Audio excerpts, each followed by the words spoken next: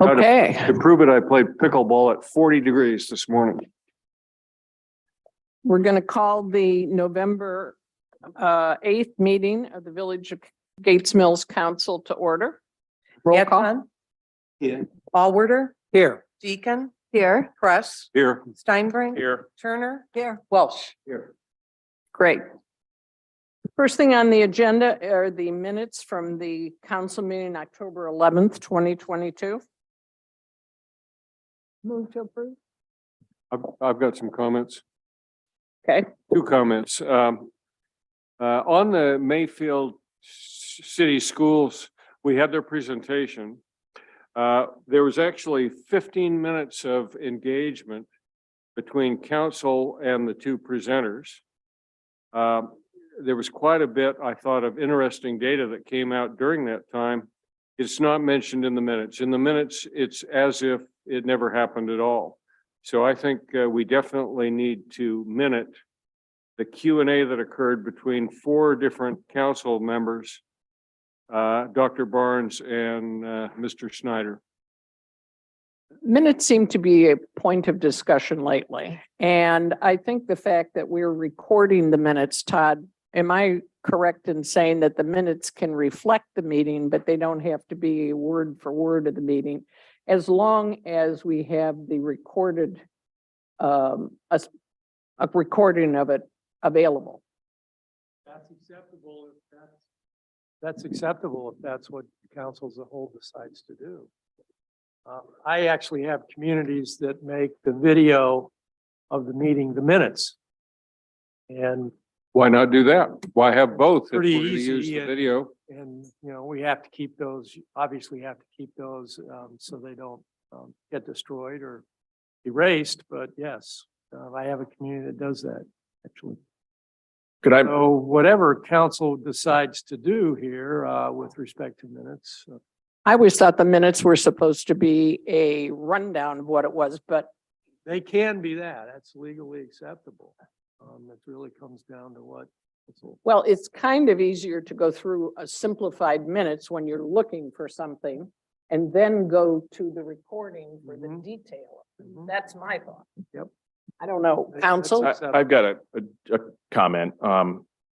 As a resident of the village, and if I'm on the website and trying to see what's been going on with the village, I go on to the website and the minutes are 10 minutes long. And I can't imagine how long it takes Janet to put these together. I go on to the website and the council meetings are 3 hours long. And so if I'm trying to find out what takes place in a council meeting, with any sense of finding my way around, I'm lost in the dark, I must admit. And so I would like to see from the minute standpoint, you know, Karen's comment, they're shorter rather than longer. I would think that we can reference in the minutes. I mean, I look at what Janet did here. You know, I went back, the Mayfield presentation was 1 hour and 10 minutes long. I don't know how anybody can record minutes unless it's dictation and verbatim. They're going to make 7 people on council happy. Probably not going to happen. So I think we've got everything recorded for posterity's sake. I think that's great. I would like to see, and my suggestion would be the minutes be more condensed. So as a resident, if I go online, I look out there and I see, well, Mayfield Schools presentation, well, it starts at 9 minutes and 28 seconds and it ends at 1 hour and 10 minutes.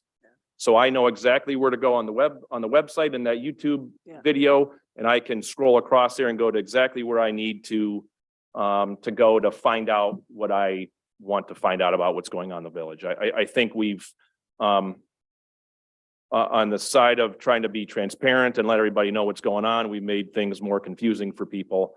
And I think if the minutes were in a more bullet point format with a footnote or an annotation on here that says, again, the time of when the presentation starts and ends, I think it would be very easy for a resident to then look at a particular section they may have an interest in, go to the YouTube channel and see what they want to see. So that's my 2 cents on the matter. Good points. Anybody else want to Yes, please, say something on it? if I may. I think the Mayfield City School presentation speaks for itself.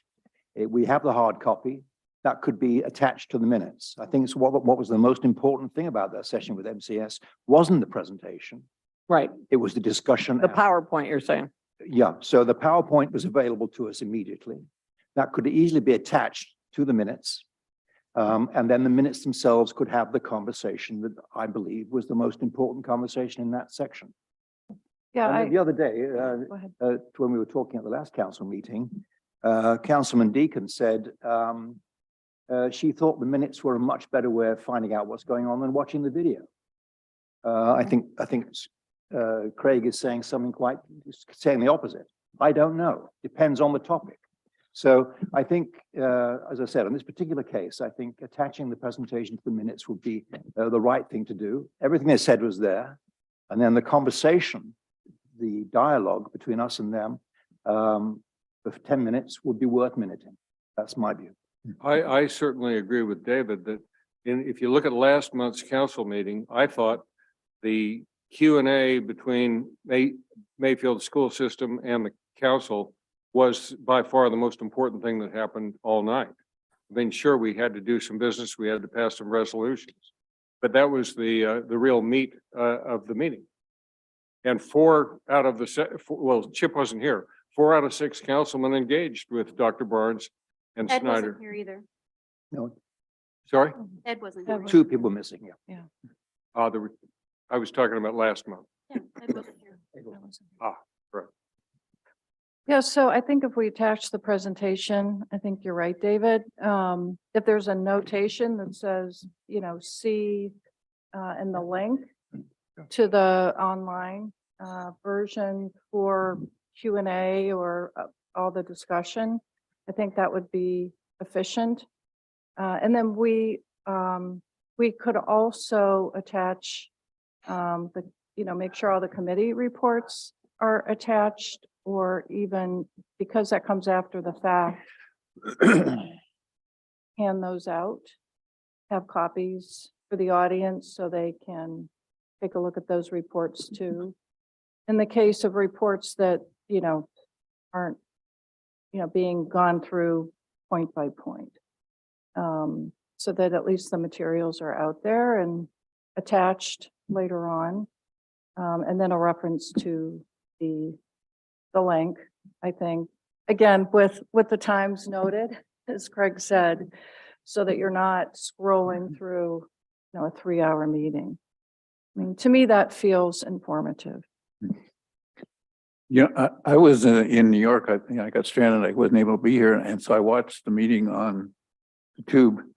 And there's certain sections you can't even hear on it. And, the quality is not there to rely on it 100%. Because some people don't use their microphones. They don't speaking directly into it. So the net, I think that Greg has the right idea. Do the written report and then have a reference point so that you can go back and look at it. But, it's still the bottom line is the paper. That's why it's important to speak into the microphones. Anyone else? Since I wasn't there, I obviously can't comment on the minutes themselves. I've read some of the emails going back and forth. I think that the tone and what Craig is suggesting makes a whole lot of sense. I just don't think it's ever practical to try to interpret what was said when an individual council person wants to correct what was said according to what they recall. Then by definition, it's not verbatim. And so now you're getting into what was said versus what a council person think was said, which I don't see how you ever resolve that. So I would suggest that we not, again, I can't vote on it anyways, but not approve the draft minutes and go back and do a very summary draft as you're thinking and present it to council at the next meeting for approval. Put the minutes in, the minutes of when each topic took place, and see what we all think as a trial run. Anyone else? Yeah, no, I agree with many of the comments that were said, and I especially like the idea of very brief topical like headings for what's in the It could almost be an outline form in an outline form with notations as to where it is on the and on the attachments. website. And attach more than we do now, like the report, or maybe the department head report, so people can refer to. And then at the end of the minutes, a statement that if you want to see the full, To link them to the video. I've got one other comment on the minutes too. It seems to me that if we're going to, I like the idea of circulating the minutes to council and getting their comments in advance. Sandra suggested that. Seems to me it's efficient. I don't think we ought to post them on the website until they've been approved. I recall that was something that this council wanted to do, because we hadn't been doing that, and we. Oh, I like posting them on the website, don't get me wrong. I just think they should be approved minutes not draft minutes. Right. And that's what we always did. But there was a discussion about putting them out as draft because we sometimes took a while because there were so many minutes. It took a long time to get them.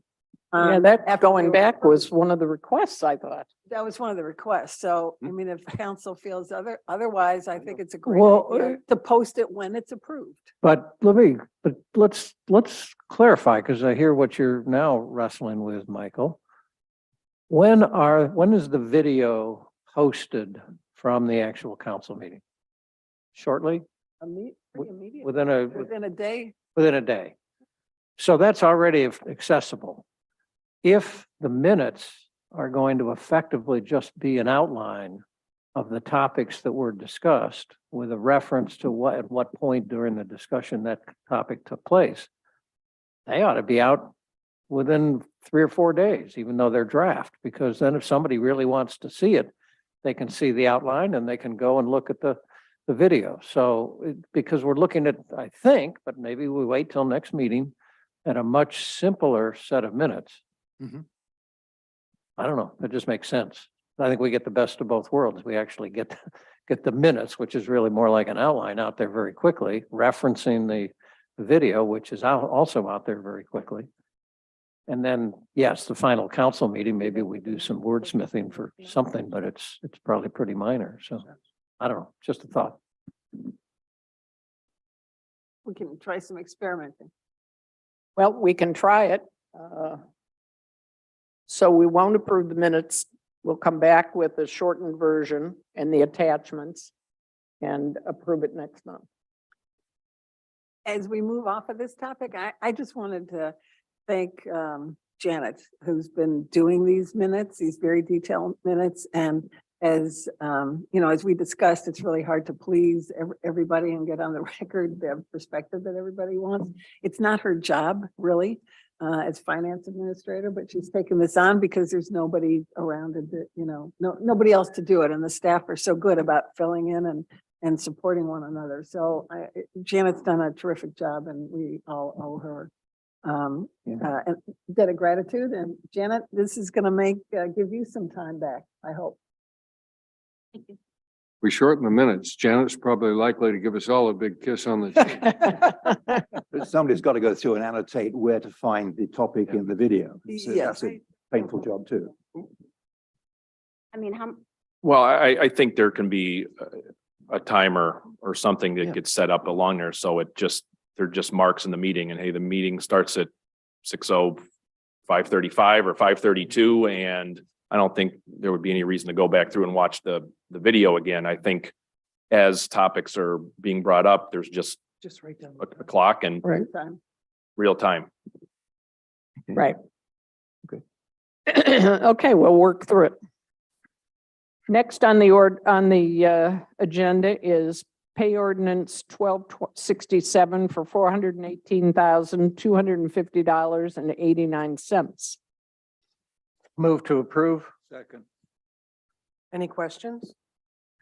Anton, Yes. Allworder, Yes. Deacon, Yes. Russ, Yes. Steinbrink. Yes. Turner, Yes. Welch. Yes.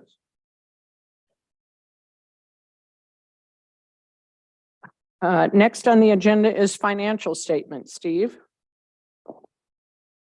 Good evening. This is the financial report for the Village of Gates Mills for the 10 months ending October 31st, 2022.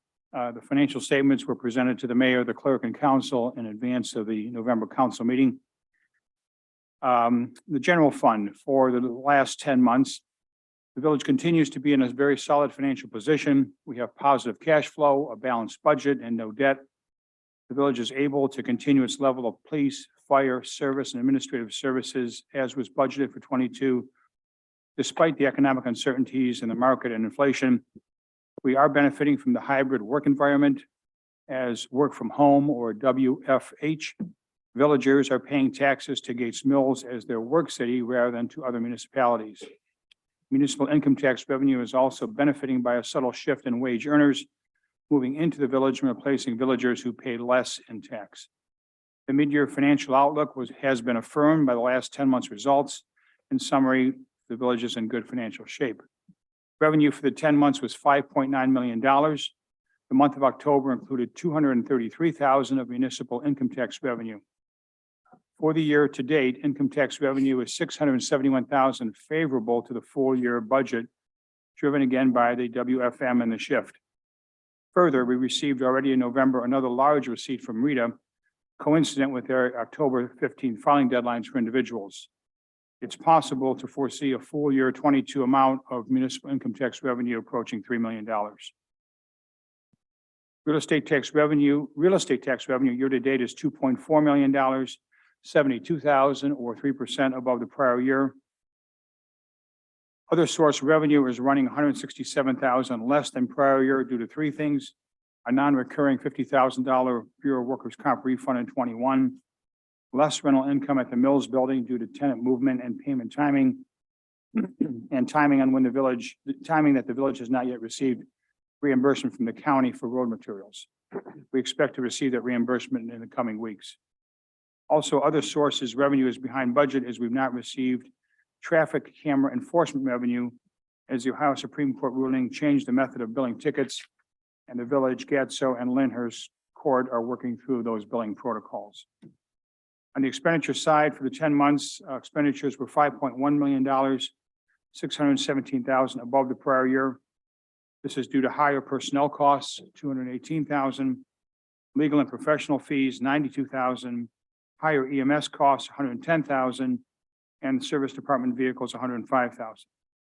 For the month of October, departmental operating costs were $403,000, a fairly typical month, and transfers to other funds were $642,000, primarily to eventually fund the 2022 roads program.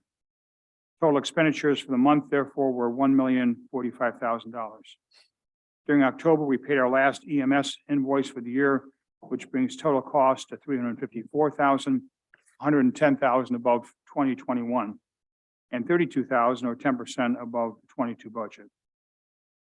The general fund cash balance in September was $8.1 million compared to the beginning of the year of $7.4 million.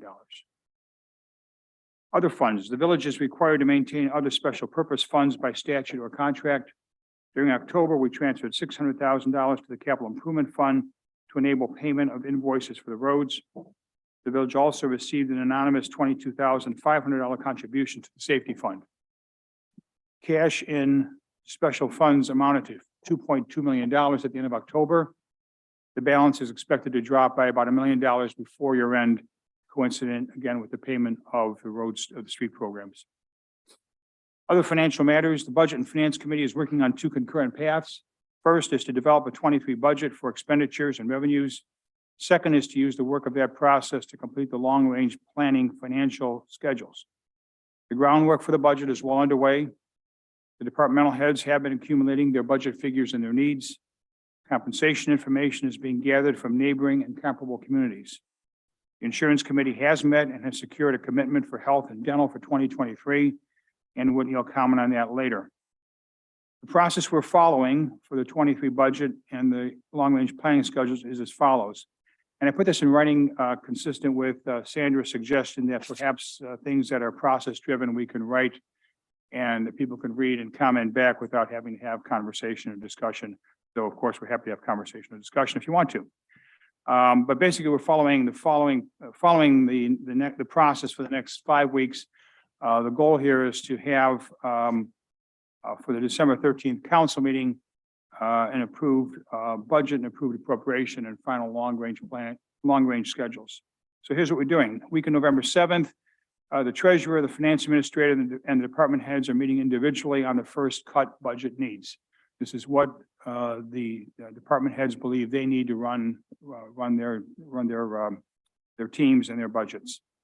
The week of November 14th, the treasurer, the finance administrator, and the department heads will meet to revise those budgets and align those with the village high-level financial plan. Also, the wage and benefit committee will be meeting, and we'll be going through comparable and neighboring community compensation levels. The week of November 21st, we intend to have the Budget and Finance Committee meet to discuss the first draft of the 2023 budget that would include revenues, expenses, compensation, capital expenditures, and the departmental costs. Week of November 28th, the Budget and Finance Committee would meet to finalize the 23 budget and the 23 annual appropriation for council's action at the December 13th meeting. As you know, we like to have the appropriation for 23 done before the end of 22 so that we can continue to pay vendors and people once January 1 rolls around. So it's preferable to have that appropriation approved in December. The week of December 5th, the Budget and Finance Committee will meet to review the updated long-range planning financial schedules. We intend to submit those to council for the December 13th council meeting. This report will be published to the village website. If there's any questions or comments, I'm happy to take those now, or they can be directed to treasurer@gatesmillsvillage.com. Want to just add a little color to that. It's a lot of meetings to have with the finance department and with the department heads, but it's the same process we followed. In the past, these budget meetings have usually taken 2 weekends and 2 or 3 hours per weekend. We're hoping to hopefully improve on that. Maybe they don't need to take that long, but we do need the good discussion and good information. So we will send out to the committee members dates and see which of these dates within those general weeks we can attach. Janet, myself, and the department heads will have the information for the committee members before those meetings or at those meetings so that they're productive. The whole goal here is to try to wrap up all the financial information by December 13th. That would include the full year expectation of what the full year 22 looks like, a budget for 23, the appropriation for 23, and the long-range planning schedules for 23 through 27. Okay, thank you. Yes, Michael. Steve, one observation, the long-range planning, financial plan slipped a bit, and we're now into the budget cycle. And it's still a work in progress, but for the benefit of those who aren't on my colleagues that aren't on the Finance and Budget Committee, it's still early days. We don't have the numbers tied down, but it's pretty clear that when all this dust settles, we're going to be showing a significant structural deficit if there's no change in revenue and no change in cost, similar to the one we looked at a couple of years ago, but perhaps larger. Is that a fair statement, Steve? Well, that's a comment from the first cut of the financial schedules that we reviewed at the Budget and Finance Committee meeting. Those schedules, though, let's remember the premise, were the most conservative schedules in which we forecasted very little revenue increase and the worst case on expenses. We put in $1 million for broadband. We put in $750,000 for a fire truck. The goal was to kind of put in how everything we knew we put in as a cost. That doesn't mean that it's going to flow out that way. So I think if you were to take those schedules, what you've done, and say, geez, the math of these shows more red ink than black ink, that's accurate. But those may not be the final schedules. And we may take a look at things like the culvert or the fire truck or the broadband and say either we don't need it or we don't need it that way. I appreciate that comment and clarification. I think we'll have a little bit more of a balanced view by the time we get this done. Thank you, Michael. Could I make a comment as well, please? At the September council meeting, council was told that in the October meeting, that was the last one, we would have some long-range financial schedules. They didn't emerge. We're now in the November meeting and they still haven't emerged. And I always thought that it would be really nice to have a long-range perspective, maybe 5 years long, rough and ready with all the risks annotated, against which to make judgments about the budget, rather than the other way around. So I think inadvertently, and I guess just by the passage of time, we've moved from having a long-range plan as a basis for budgeting to making the budget the basis for the long-range plan. And I think that's backwards. So I do hope next year we can get this straight. It's not that difficult if we're determined to do it properly. And I think that's the proper way to do it. I have one request and one question. This income tax revenue, as you said, may end up close to 3 million for the year. Can we, before we go into budget discussion, have that much more of a conversation with Rita, whether some of this is what they're seeing in trends from work from home and whether there's any windfall this year from collecting on taxes that were taken out from last year when they were working at home, but they were paying taxes as if they weren't. And now they are more working from home, and just try to break that down. I hope they might have that data, so. For sure. And the whole idea here is, again, transparency to council. You know, these numbers have improved, increased every month, essentially, the municipal income tax revenue, and we're the beneficiaries of that. So, we certainly are not going to take, let's assume we get to $3 million. We're not going to take $3 million and use that for next year's budget. We know that, we've been, again, the beneficiary of a shift. Some of those may change when people do have some mix of, working at home or working at the office. We also know that we received one large payment this year, a six-figure payment, low six-figure payment that would probably be an anomaly. So we would probably put that on the anomaly and subtract that out. But I think, Chip, there's probably a base of 2,600,000 or 2,700,000 that is reliable and sustainable. We'll get those numbers from Rita and we'll bring those to committee. We certainly don't want to just take the highest number we have and say, geez, we're going to do that again next year when we don't have that kind of control over that. David, thanks for your comments. There's a lot of ways to skin the cat. We're trying to pull all these numbers together about at the same time. Certainly there's a lot of moving parts, and thank you for your comments. I don't necessarily agree with all of them, but appreciate you sharing them. Second, the question, when we start to review the budget for 23, will you have an attempt at a forecast for 2022? We'll have an attempt. I challenge you to that because I've never I been know successful at it. you've told me yourself over the years that you've tried always to forecast December and you could never get there. Right, And that's if why I Chip want to Ballwood see if you can't can get do it. there, it's not going to get there. So we will give you a good guess at where we think 22 will be, okay? Yeah. Fair enough? Fair. Thank you. Just wanted to see if you could do it. Since I Expenses- couldn't. Expenses typically don't disappear, they move. So if you can't forecast them for the end of 2022 correctly, presumably some of them are going to slip over into 23. So do they become David, therefore part of the 23 budget? You take a crack at it and then try. No, to no, I'm just explain saying what it is. conceptually, it's not about the details, it's conceptual. That's half. The other half is the revenue half. I mean, look at what we're doing with municipal income tax revenue. You know, we thought that we ended the month at 2,700,000, and Janet called me last week and said,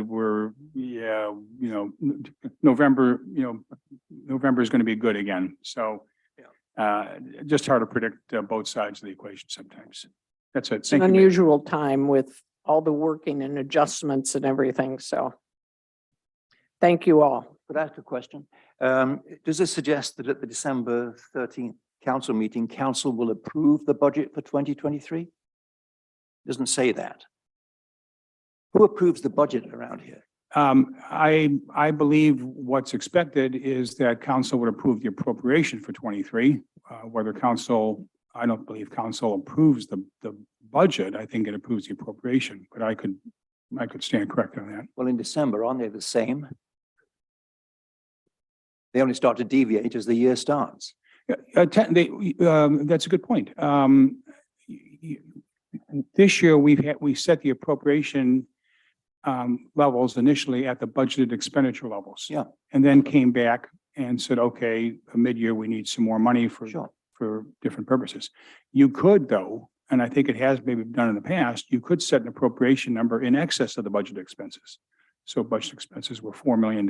You could set them at 4 million too, so that you build in a little bit of cushion so that management of the village doesn't have to come back to you every time there's an overage. Well, We have not done that this last year. We set the appropriation at the budget. Whichever way it goes, appropriations higher than budget are the same. Why wouldn't council approve the budget? I don't believe there's any statute that requires council to approve the budget. Council approves the budgeted expenditures through the appropriations legislation. Todd? The budget and the appropriation for each year. I've not seen a community do it otherwise. But I think treasurer is correct that legally you're making the appropriations for, you have to base it on something. So you're saying council would approve the appropriations for the. Correct. Okay, doesn't say that, so that would be a good thing to do.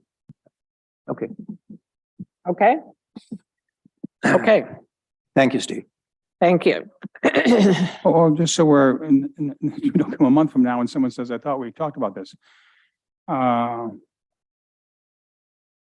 Week of November 28th, Budget and Finance Committee meet to finalize the 23 budget and the 23 annual appropriation for council's action at the December 13th council meeting. So as a result of the Budget and Finance Committee meeting, which we did last year, we're going to take the draft of the appropriation. We're going to put the numbers in there, the red line, so to speak. That'll be a piece of a document for the Budget and Finance Committee to look at and say, okay, we're appropriating $5.X million to run the village. Budget and Finance Committee says yes or no, or whatever number it ends up at. That document goes to council with the Budget and Finance Committee's endorsement. Council can then do what it wants to with that. Okay. Okay. Suggesting that council formally approve it, that's all. Yeah, okay, Which I don't think in the past they have. you have. We have, You've approved, because you approved the appropriation. Yeah. But not the budget, okay. but actually in January, I think, but we can Okay. do in December, great. Okay, thank you. Thank you. Okay. Moving on, next is mayor's report. First, I'll read a thank you note that our fire chief got. Thank you so much for your time and amazing knowledge last week. Very appreciative, Vicky M. And it was hand drawn, so I think there was some children involved in it. They're very appreciative. We had a wonderful Halloween event. It was totally changed up this year. We used, instead of just using this main floor in the community house, we used the basement and outside park and back in the back parking lot with the fire department. So I want to give some thank yous to Chris Wolf, Laura Walden, Judy Palesi, Cassandra Mish, Gary Mish, Ann Whitney, Lori Deacon, Russ Mall, Janet. Our whole service department was involved and a lot of our fire department, Tom, Dave. We had a lot more people involved this year, but oh, it was so good. And the community was thanking us in all directions. It really was phenomenal. So I want everybody to know that we had a very good Halloween event. We got a donation to our safety fund, which Steve spoke about, of $22,500 to go toward upgrades of our guns and tasers. We're very much appreciative of that donation. And that's all I'm going to say because Sandra's going to report under committee reports. So I'll move on to clerk's report. Nothing to report. Thank you. Committee reports. Sandra. Well, it's going to be pretty hard to top your enthusiasm about the Halloween It was party, but phenomenal. I'm gonna try.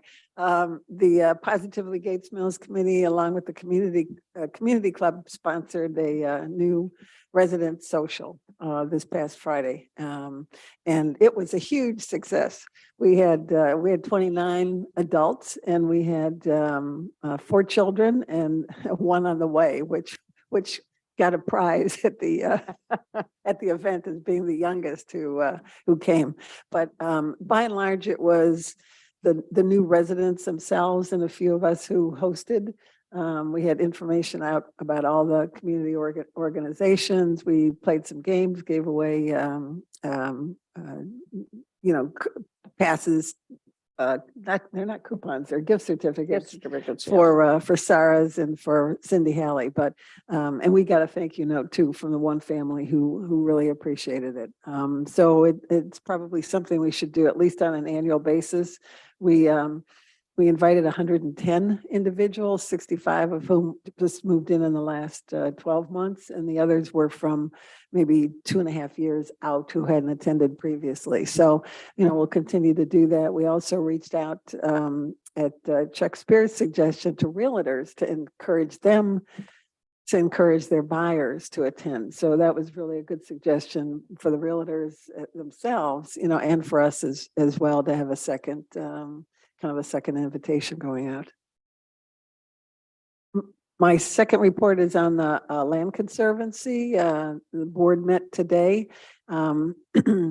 After the annual meeting last month in October, new board officers were elected. Nat Smith is the president, Jamie Carricker is the vice president, Rob Galloway, the secretary, and Cindy Zins is staying on as the treasurer. Membership is up a little bit. Donations are up. Activity is up. There's a lot of enthusiasm and good energy on the board right now.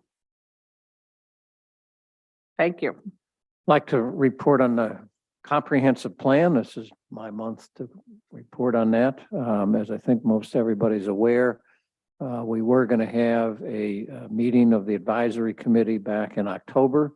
It was a Tuesday night, and if those recall, the Guardians game was postponed from Monday to Tuesday. And we started getting a lot of people saying they weren't going to be able to come for various reasons. So we were concerned about getting a strong enough turnout. So we attempted to find some other dates, and it looked like the best was just to go with the following date, which was already scheduled, which is a week from tonight. Sandra and I chatted with Chris Hopkins, the consultant for the comprehensive plan. She's actually felt that she was able to use the time productively to get things that much more focused for the next meeting. And the following meeting, which is scheduled for December, I think, 15th, a Thursday. She's going to really bring a focus over these next two meetings to wrestle with the range of issues, prioritize and focus on those that the advisory committee thinks are the most important that they want to work on, and see where they are headed with that. And if that works according to schedule, then we'll be targeting a public forum in January to review what the advisory committee is preliminarily starting to conclude. And from that feedback, then and then late January, early February, have another advisory committee meeting, see if they are where they are, if they think they've got everything, they're wrestled with the issues and have their recommendations, or whether we are technically on tap for 4 more advisory committee meetings, but we may only have 3 more. So we're going to play that out. Chris seems to be very focused, and Sandra and I, we've been polling, the consultant and us have been polling all of the advisory committee members to see who can attend. Looks like 4 or 5 will be attending virtually, but we got a few that we're going to call and just reemphasize and hopefully have a good turnout. So a week from tonight. 6 o'clock. 5:30, isn't it? 5:30? Moved it up to 5:30, and it's 2.5 hours, hopefully finished by 8, but that gives a little latitude if it does run a little bit longer. So. Okay, thank you. Any other committee reports? Craig? Yeah, 2 updates. The first, the safety committee met last week. Pretty lively discussion. Meeting went about an hour and a half, 2 hours. A lot of ground was covered. The mayor talked a little bit about the donation that was made to cover new firearms for the police department. They'll be trading in the existing ones and upgrading both the sidearms and the rifles, along with the tasers. We've got to see the body cams that the officers will be wearing. Those will be integrated with the dash cams that are already in the police vehicles. And then on the safety cameras, progress continues to move along, albeit slowly.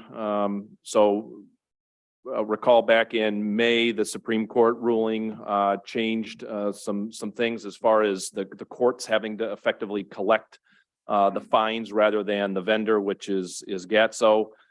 So to date, we've kind of worked through those issues. There were some problems getting power to the preferred site locations. Those have been addressed with CEI and with GATSO.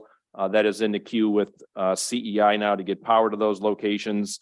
The last item that is out there right now, and I don't have a timeline on this, but the vendor, the court's vendor, is working with GATSO to basically develop a software connection to allow the passing of files between GATSO and the court. GATSO is already working with some other courts in the area, but those courts use a different vendor. And this is GATSO's first go round where they don't have any relationship with this vendor that the Lyndhurst Court uses right now. So that's basically having to build a pipeline from scratch, which is taking some time. We have had meetings with Judge Coletta. He is pushing the vendor on this and is, obviously on board with all this and trying to get this pushed through in as timely manner as possible. But that's where things stand right now is really the court's vendor and GATSO kind of building that linkage so that they're able to pass files back and forth. And on real estate, a sign is being constructed to put out in front that will run parallel and in between where the Howard Hanna sign is and the Cindy Halley sign. It will basically say for now for lease. We've got the space that was formerly occupied by Cindy Halley that's available. And I believe we're very, very close on potentially being able to have a use for Burton Court.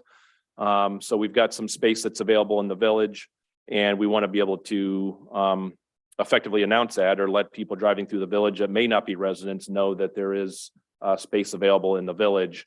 And the nice thing is that once that sign is, once someone takes that space, they'll be able to basically convert that sign for their own use. So those are my two updates, and planning and zoning was no agenda. So that's safety and real estate.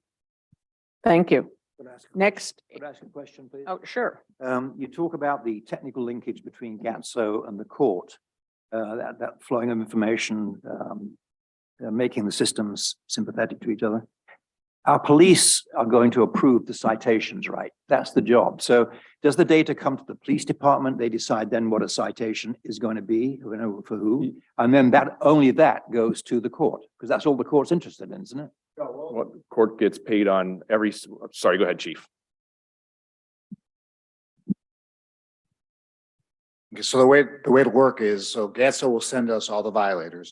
We will approve those or reject them, whatever the case might be. We send those back to GATSO. They send those over to Lyndhurst Court.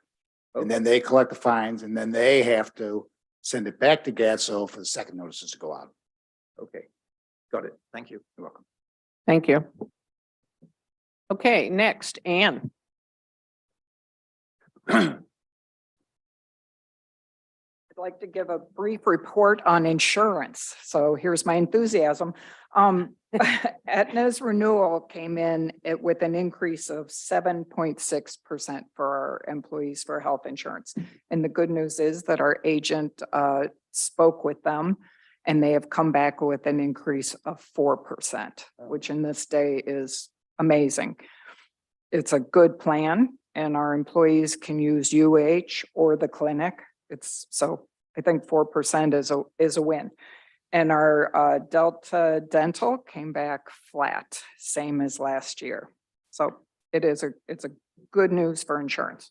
And I believe the resolutions are on the agenda in a little bit. Thank you. May I just say, Broadband Committee met on Friday and had 4 knowledgeable presentations with people that have expertise for the process for broadband. So the next steps will be for the committee to, again, put our heads together and digest everything that we learned. That's all I have. Thank you. Any other reports? I have one, Mayor, for the Charter Committee that met earlier this week. We kind of bucketed what we thought were areas that we might want to address in the charter. It looks like the charter, Todd, you probably know more about this than me, but was adopted in 1972, and it doesn't look like there actually have been that many amendments to it. So we came up with several buckets, outdated provisions, taking a look at best practices, what items might need improvement for efficiency and effectiveness, are there any practices that need to be actually codified? And then also just looking at the balance between the branches and making sure that that's appropriate. So for next steps, we're going to interview current administration, council members, and prior council members, prior mayors, to get a sense of, ideas that they would have around those buckets, or any others. So we're actually going to do a survey, so it should be pretty easy for people to respond. And if we need to follow up with specific interviews, we can do that. So stay tuned. Okay, thank you. Okay. Any other committee reports? Okay, thank you. We're going to move on to Police Department. Thank you, Mayor, members of council. Everybody should have received a copy of my monthly report. I'll be happy to take any questions you might have.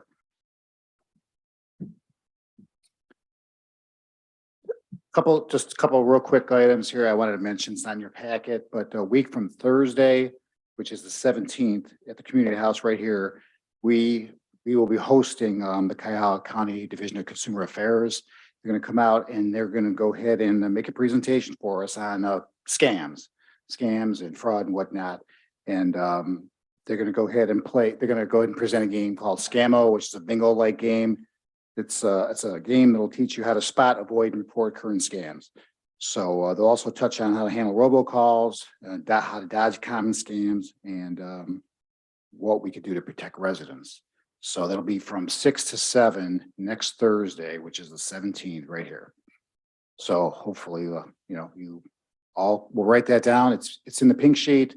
We'll send out probably a Gates Mills Connect on that, and maybe even an email or an additional email notification from the police department. We'll see on that. So, but should be fun, pretty well received. So that is again the 17th. And then finally, this is just going to be a one-day event. Officer Suhetka, Angela Suhetka, is going to put this together for us. She's done this in the past, but we got away from it last year because of everything that was going on. So on Saturday, December 10th, right in front of the station here, we're going to do a one-day toy drive, really with the Marines. The Marines are going to come in here. They're going to bring their van. We have a police car set up out there. We'll have members of the police department there. And the hours on that are going to be 1 to 4 p.m. Saturday, December 10th. And we'll collect everything. We'll put it right in the Marines van, and they'll take everything with them, and then we'll depart by 4 o'clock. So we'll catch a lot of the post office traffic, we figure. And once again, we'll get that out as we get closer. So Thank you. anything else? Is there any progress or anything being done on the dispatch center now that University Hospital is vacating the Bedford site? Well, I can comment on that they're not, there's lots of movements on, long-range plans on that. And there's potential other communities going to join. I think they got it handled, I guess is the question. I don't know that they're abandoning that Bedford site at this moment, but it's not all that much space if they had to move. So they have capacity in some of their other spots. Okay. So I guess the answer is no. No, they're not moving at this moment in time is what it says. Next is Service Department. Dave? Thank you, Mayor and members of council. You should have received a copy of my monthly report. It was relatively brief. Happy to answer any questions you may have. If there are none, that concludes my report. Okay. Thank you. Next is Fire Department.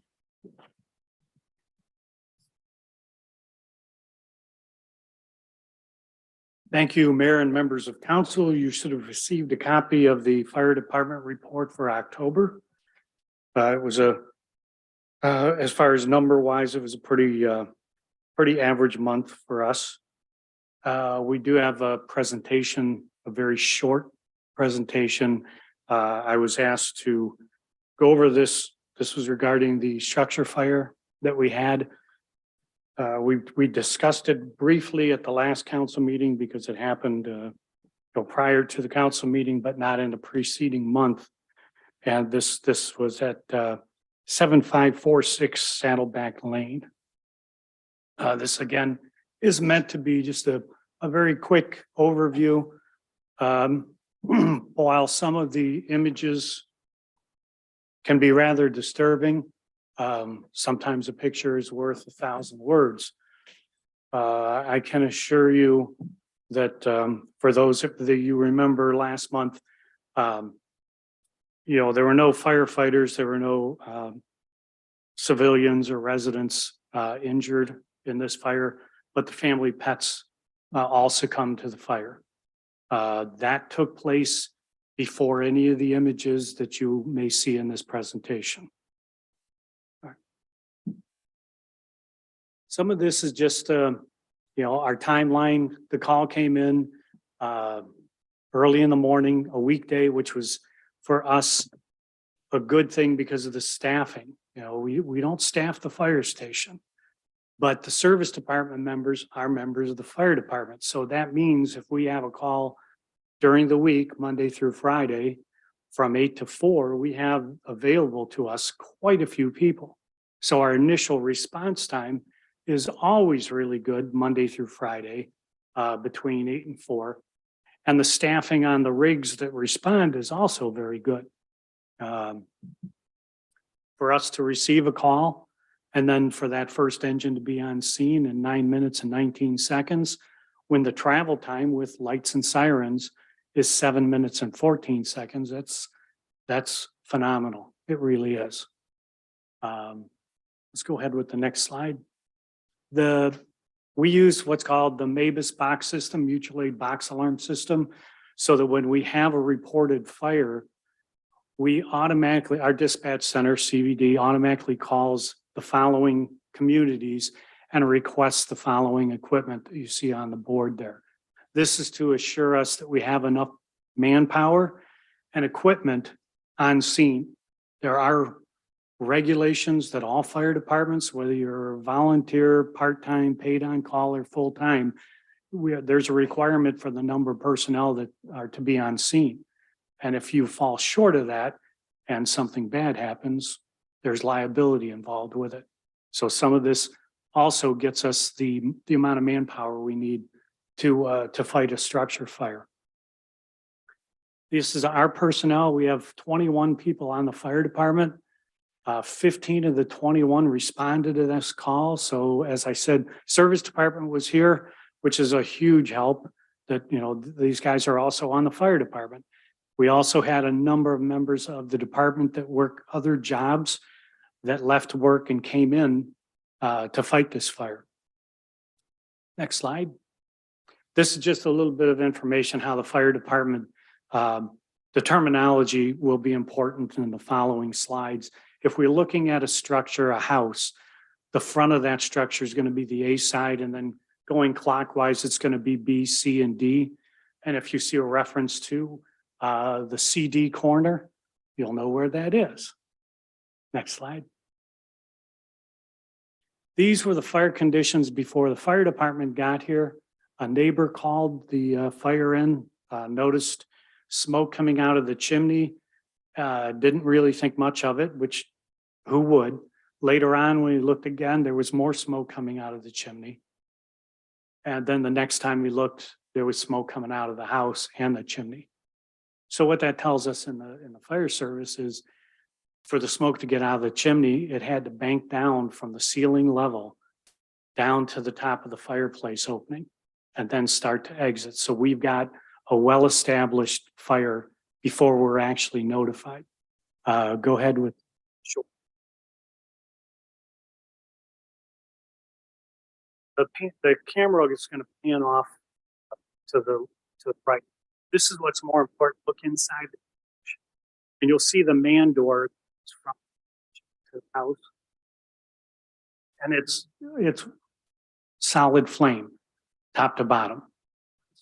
I was not here. I responded in when my pager went off, and I was coming through the metro parks just south of Rogers Road, and I could see the header from this fire, which is the column of heat and smoke. So at that point, that tells me, okay, we've got a well-involved structure fire. It's through the roof. There's no survivors. We did get very good information through dispatch. And the neighbor that called the fire in did call the homeowners and made sure that no one was in the house except the pets. He was asked by the homeowners to open that door in the garage in the hopes that maybe, there were 3 dogs and 2 cats, that they would escape. By the time he opened that door, which was an extremely dangerous thing to do, he was almost injured when he did that. I can assure you those pets were long gone before that door was opened. He then proceeded to the seaside and opened the sliding glass doors, which, again, it was already through the roof. It did make the fire a lot larger and a lot brighter by feeding all that oxygen from 2 different sides. All right, this is a fire department arriving on scene. If you look through the trees, you could see the volume of fire. Again, this was very significant. We had mutual aid from a number of fire departments, and both seasoned firefighters from Gates Mills and the surrounding communities, and even our police officers on scene were somewhat in shock at the size and scope of this fire when we got on scene. All right, this is the A side. We talked about that. You could see the fire is already through the roof. It's already been through the roof. Fire coming out of basically all of the openings. Is that a neighbor's house to the right, or was that the part of it? That's part of the same house. That at the end there, to your left would be the garage or garage end of it. Go ahead, next slide. Again, this is just showing the volume of fire that took place early on. Next slide. That's our command car that we actually run the operations from that car. The incident commander for this fire was Dave Biggert, one of our lieutenants, did an outstanding job. As unfortunate, and it was unfortunate, that these people lost their home, they lost their belongings, and they lost their pets. From an operations standpoint, the fire went very, very well. What needed to be done was done. Overhaul began at 10:22, which is basically the fire is not out. At that point, you're just getting you're trying to get all the areas extinguished. And you're trying to also save any items that you could save. We went down in the basement and we pulled out tax records and things that we could safely get out of the house. We tried to do for the homeowners. Next slide. More overhaul from the A side of the structure. Next slide. Again, just extinguishing. That's the garage side. Next slide. Back of the house. That's the CD corner. Fire investigations. The fire department is required to try and determine cause of fires for any fire in your jurisdiction. So for the investigation, both myself and Assistant Chief Majeski are state certified fire inspectors. We called in the regional Hillcrest Heights Regional Fire Investigation Strike Force. So we had 5 investigators from that group that came in. Because this was a large loss fire, I contacted the state fire marshal. They, based on what we told them was going on, they decided not to send an investigator up. They would send, however, if there was a fatality, they would be involved in that investigation.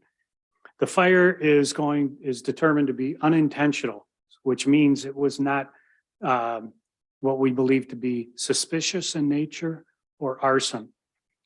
The actual spark that started this fire, we will never know. We know that it started on the first floor near the center of the home.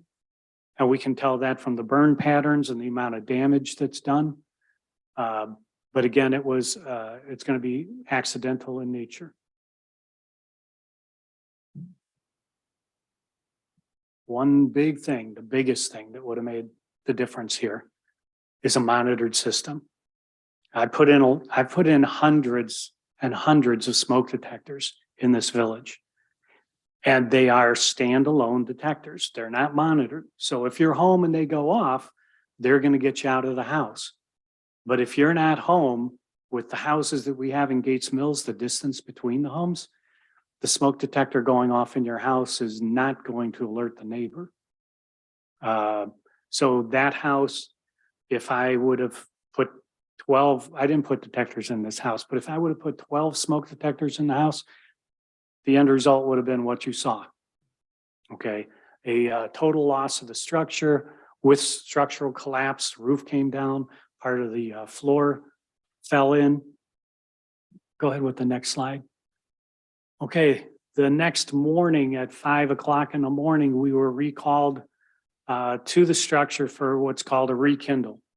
It is an unfortunate thing that does happen, especially when you have collapsed sections of the structure where it traps fire and you can't put anyone in the structure because it's not sound.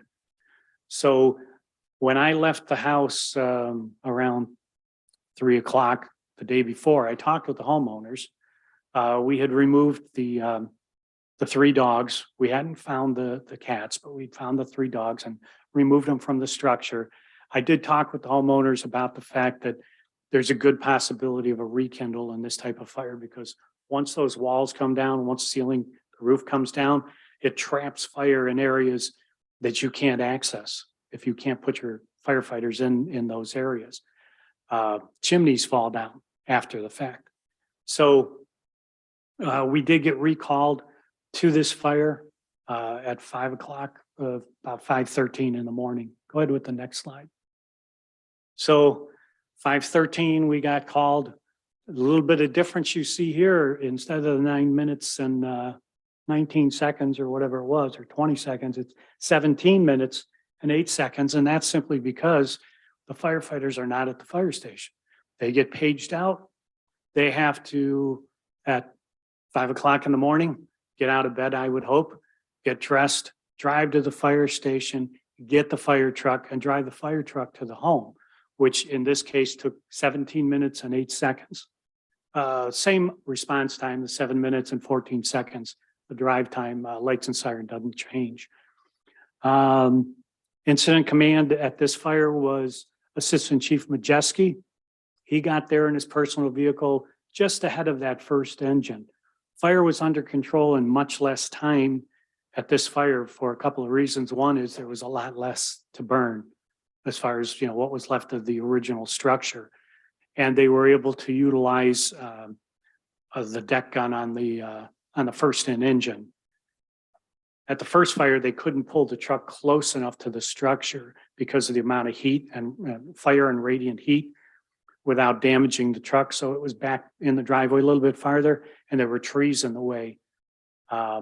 So in this case, they were able to move that truck up and use a lot of water, almost 1,000 gallons a minute right away on that fire. So again, less material to burn and the ability to put a large volume of water on it very quickly.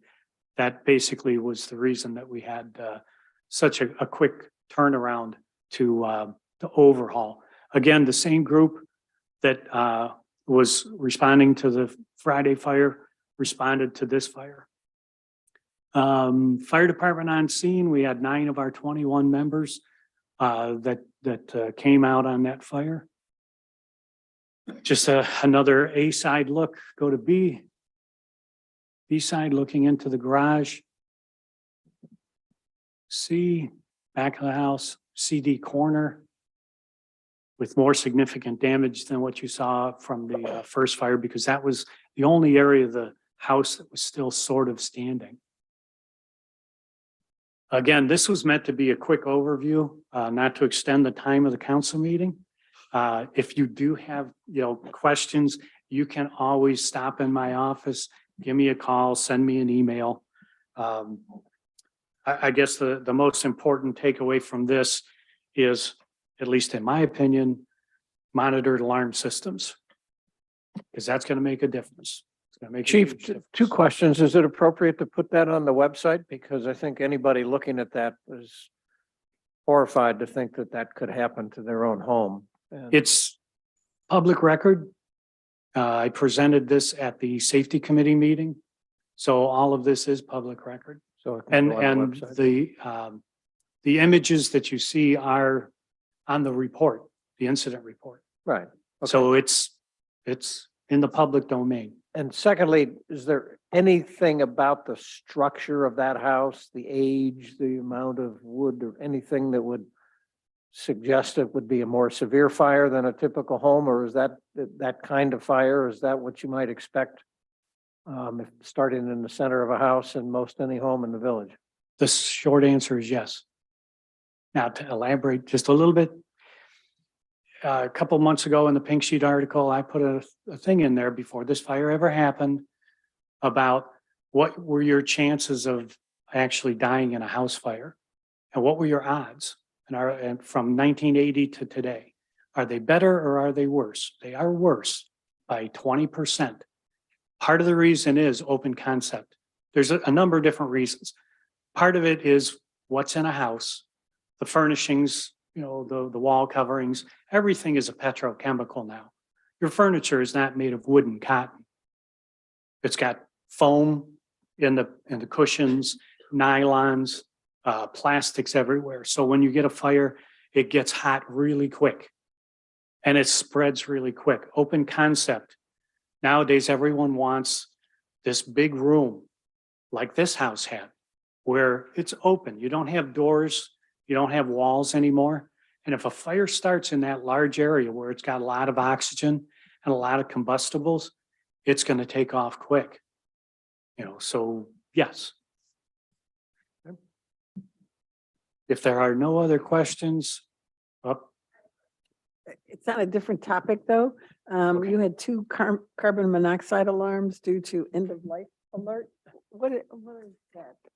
your carbon monoxide detectors have a lifespan of between 6 and 7 years. Smoke detectors are 10 years, and then you should be replacing them, or you should be calling me. So what we're seeing is a lot of people that put in carbon monoxide detectors 6 or 7 years ago, it's starting to beep. And when they don't know what to do, they call the fire department. So we end up going on the call saying, yep, your carbon monoxide detector is end of life. Here's one from the fire department. And that's it. You know, so that's going to continue because that's again, the lifespan of those units. Okay, so it's the alarm's end of life, Not the person. not the Yeah. person. I was thinking of that advertisement where that person has a life alert and when it's. And somehow, even after 7 years, they still, end of life alarm goes off at 2 a.m. in the morning too. So, Between 2 and 3. yes. Same as your batteries, which you all changed because we just changed the clocks. That concludes the fire department report. Thank you, Chief. Next on the agenda is ordinance 2022-27. This is third reading, but we won't be voting on it because we have to have a hearing at the December 13th council meeting. But Yeah, just Craig. a couple of comments.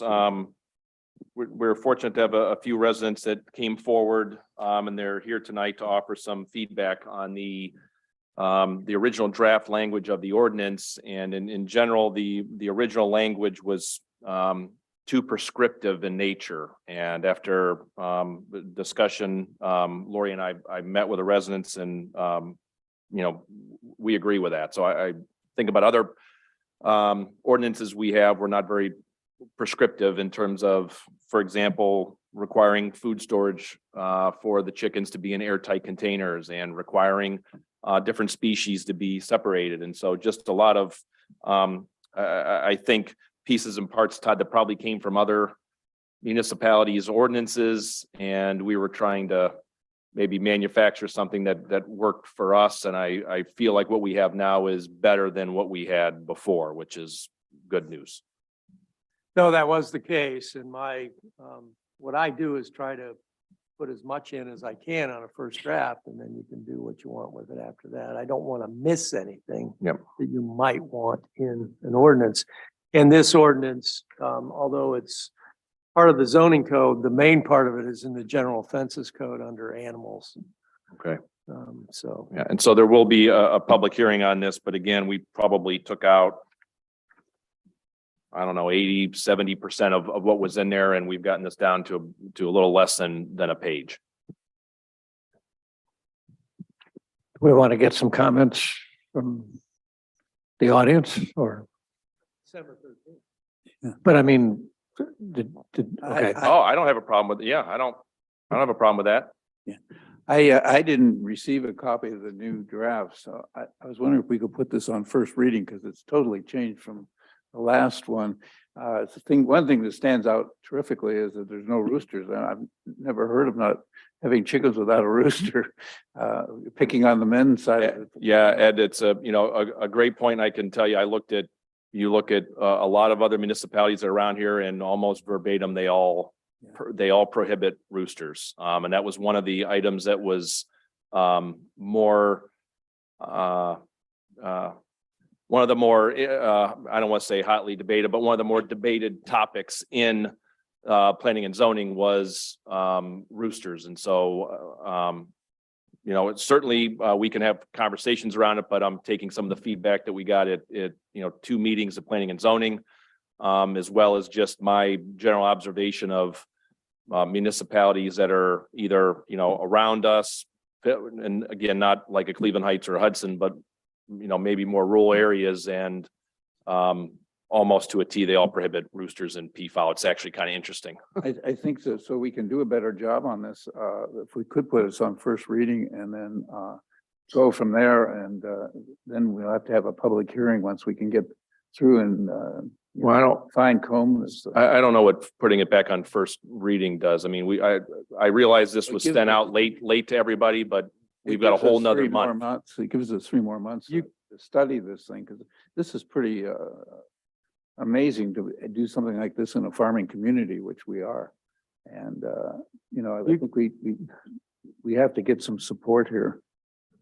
Right now, it's just a stab in the back, and I don't know where it generated from, but it's not helpful. Well, I tell you where it generated from is when I came on as chair of planning and zoning, I asked Dave Biggert what the number 1 topic that he was dealing with in the village was, and his response was chickens. And that started the whole thing. I'm just telling you, this is from residents that are calling in asking if they can have chickens on their property, and the answer was no, because they're prohibited. Residents that want to move into the village asking about that, and the answer was no. And so that's kind of was the impetus for this. And what we were trying to do in planning and zoning was to permit chickens and turkeys, geese and quail and everything else, and provide some general guidelines, not be too prescriptive in terms of creating a nightmare of enforcement of, food and being in airtight containers and species being separated and all the rest that maybe closely aligns more with what other areas have, like Hunting Valley and South Russell, and Moreland Hills prohibits chickens. So we were just trying to be in advance of an issue. And one of my tasks in coming on planning and zoning was that I wanted to be a little bit more proactive about issues that were potentially impacting residents rather than reactive. And we have a similar issue right now with alpacas that are coming in. And I think residents that live in the village have a reasonable expectation of what can and can't be done. And when we approve things one-off in planning and zoning, I don't think that's the way we should be doing things with variances. I think there should be some general guidelines and give people some, again, general guidelines around how things work. But I'm all ears if, this goes back on first reading. I don't have a problem with that. I just don't know what that accomplishes But we have 30 more days before we have the hearing, so you can discuss the what's said there or whatnot. We asked a committee to help you with this. Were they satisfied with the results of that? Yes, I don't, and Holly Holly? and Sarah can talk. I don't know that they got everything that on their wish list, and that's kind of a compromise. And I think if I went back to planning and zoning, they would probably say hey, this isn't 100% of what we talked about. And so I welcome feedback, and what I'm trying to prevent is a complaint coming in or somebody moving into the village and saying, why do these people have chickens? They're not allowed. And Dave having to come in and say, you got to get rid of these. So I'm just trying to be a Holly? little bit more proactive rather than having an issue come into zoning and then we've got to Can react you to something. take the microphone, Holly, and give your address, name and address? Yeah, Holly, 7469 Sherman Road. To your point, I always stand up here and lose my train of thought. Oh, this is so embarrassing. Speak into the thing. I was just saying it's embarrassing. I stand up here and I lose my train of thought. I do like Ed's suggestion of going back to first reading because I don't think what you have so far is good for the village and good for the people who want to farm and hobby farm and you already have chickens. So I think we need something a little better than what you have before you throw it to the village because it's just gonna create a whole lot of uproar, I think, from the people I've talked to who have had chickens. I know there's several here tonight who have chickens. But I also I was a little surprised that the new ordinance says you need an acre of land to have chickens at all, which is a little crazy because in Cleveland, you can have 2/10 of an acre and have chickens. Like, I don't know where that came from. I understand the rooster thing. I'm not going to get started on that. And I just would like to throw to whoever was involved in creating this, you and planning and zoning. Could you tell me why we can't have guinea fowl or peafowl? Like specifically why? Not just because everyone else does it, but what are the objections to them? Because I think there is a tradition of raising guinea fowl for meat and tick eating and eggs, and peafowl people have as a curiosity. I don't know anything about it, but I'd like to, other than everyone else is doing it, Yeah. I'd like to know why. Yeah. Give me And some good reason. yeah, to and say, yeah, this is okay. what my research uncovered was that they're a noisy and a nuisance. And So are so that's dogs why, and well, children that's your opinion on yeah. that. That's Well, not, yeah, see, so, But if you haven't raised them, you're Yeah. just. yes. So what we're trying to do is balance, I think if you went to 100 residents, I don't know how many would say, yes, we're a farming community and we should have chickens, and how many would say absolutely not. That's not what I want next door to my house. And I think Gates Mills is a really cool melange of smaller homes, smaller homesteads, people who have no interest in farming or animals, period, to people like my neighbors on 781 Chagrin Road and the Welshes and hobby farmers who really get into it. And it's part of the tradition of Gates Mills. So I think we need to find a better way to craft an ordinance that satisfies the variety of people who live here and not quite so, just trying to make one size fits all when we're not a one size fits all community. I think it's definitely much better than the first one though, and I appreciate your effort at making it better for us. I think that's all I can remember to say. Madam Mayor, there's no shot clock on. Yeah, I'm not in this any ordinance, rush to And you like, can hold it for a month, 2 months, 6 months, a year and work through these things. So there's no reason to put it back on first reading, really. So in other words, we can You delay don't the have hearing. to act in December. Oh. After the public hearing, you can take all the comments from the whole public, go back, digest those, make some revisions. There's no automatic vote has to be taken after third Okay. reading. In fact, tonight is third reading. Sounds to me like you need to have another meeting with everybody. Sarah? Sarah Welsh, 1795 Epping Road. I agree that there is a lot more work that needs to be done on this. And much in the spirit of what Holly said about the peahens and the guinea fowl, I really do object to the restriction on roosters. Because a lot of families who have chickens don't necessarily just have them for eggs, but they're breeding heritage breeds. So you do need to have a rooster.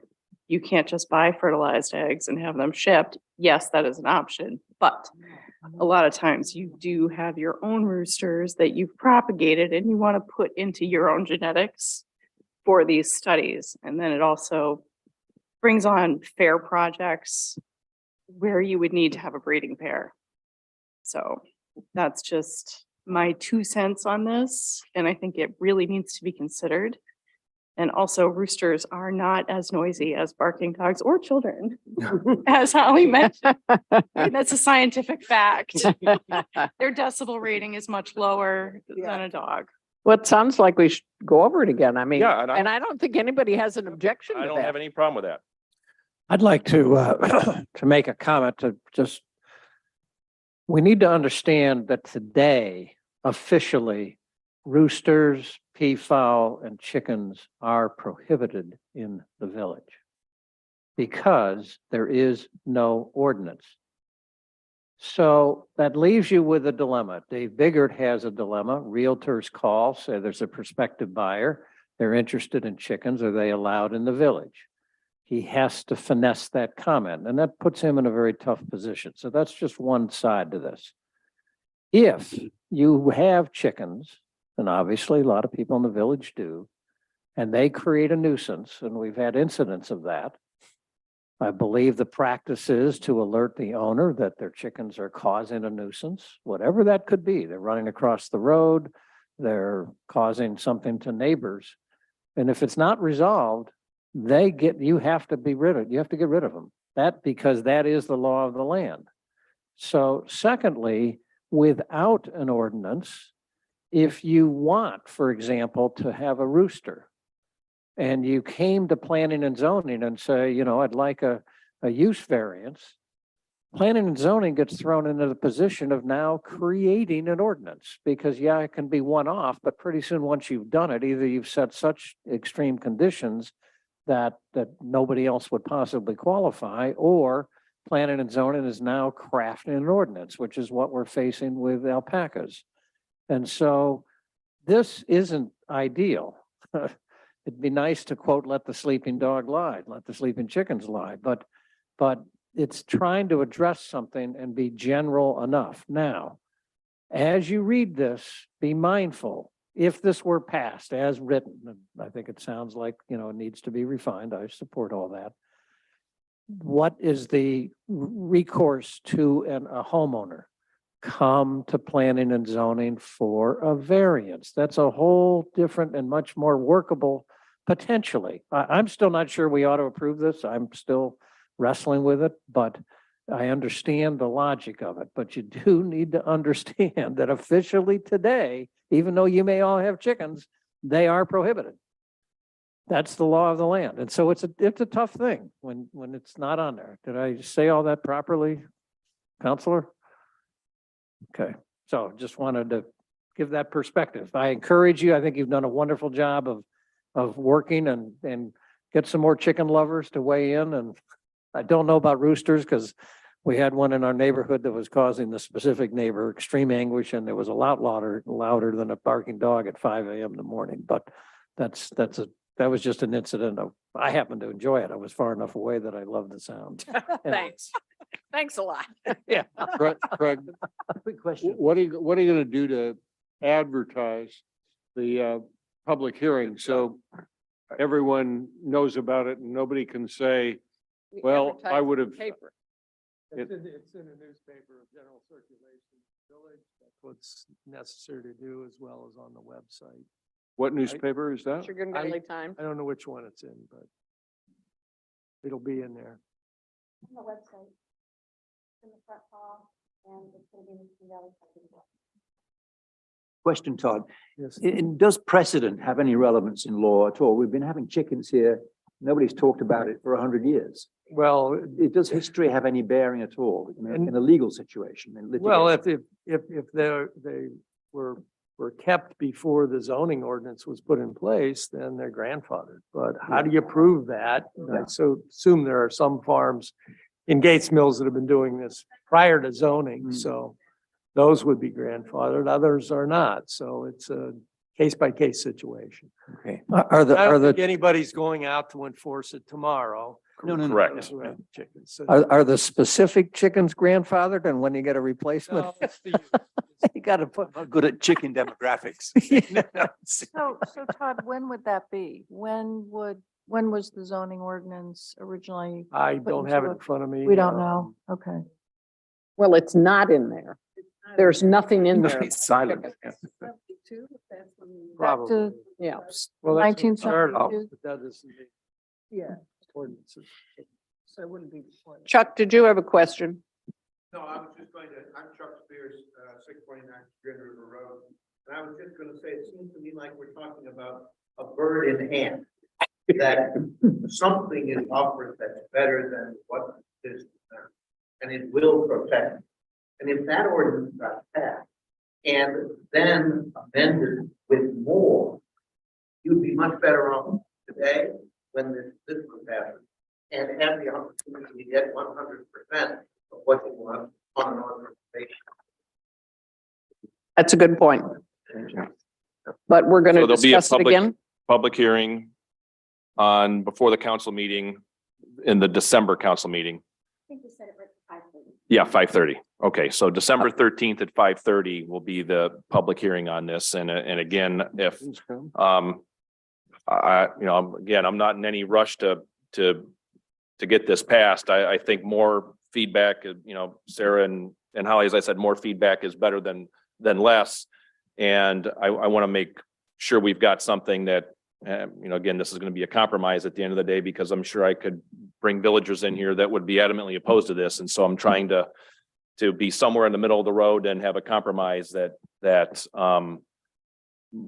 allows us to respect the heritage and the historical aspect of the village. And also, frankly, bring in people that are interested in having a farm. We've got large lots here and large pieces of land, and for Dave or others that phone calls that come in about having chickens and doing things, and the answer is no. I don't know that that's the right answer. So, yep, sure.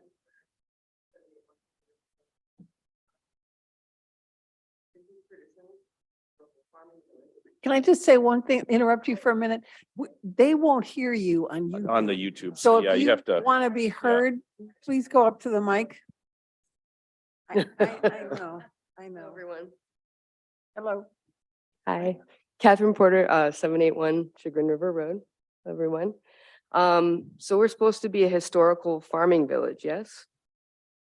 Why are residents, technically, when I look at the rules and I look at all of the ordinances, you are technically not allowed to have a farm. You cannot make over $2,000 from the things that you produce on your land. So how is that a farm? I'm just confused. I think you might be referring to the commercial agricultural Yes, use because I'm aspects of saying like, property if taxes. we produce something on our farm, like, I was a chef before the pandemic. A lot of us, fine dining chef, and a lot of us decided to become farmers and produce the food that we serve to people because we care so much about food and where it comes from and how it's produced.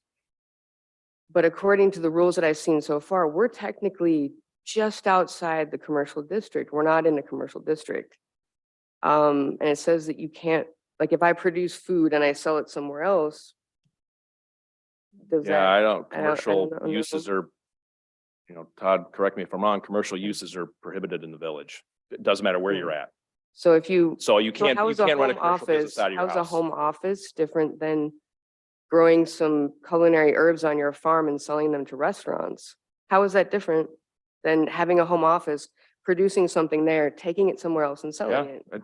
I don't understand the it's a- difference. Oh, boy, Great, Todd. great question. I would say, I don't know that our zoning code is I'm just trying to be logical. designed for those types of questions. So it's a great question. I don't know Yeah, that. because I personally, I would love to make my living producing food that I would usually serve to people, because this pandemic is not going away anytime soon. Oh, boy. And I'd very much like to remain a chef and farmer, but does one apply for a variance, or how does that work? Yeah. And how is that different than a home office? It's a good question. I can, someone working out of their house versus someone hanging a shingle out front and selling chickens or pigs or pick your, Well, nobody wants commercial, like big commercial farms here. I don't think anybody's really wanting that. I'm saying though, if we have a very narrow strip of land.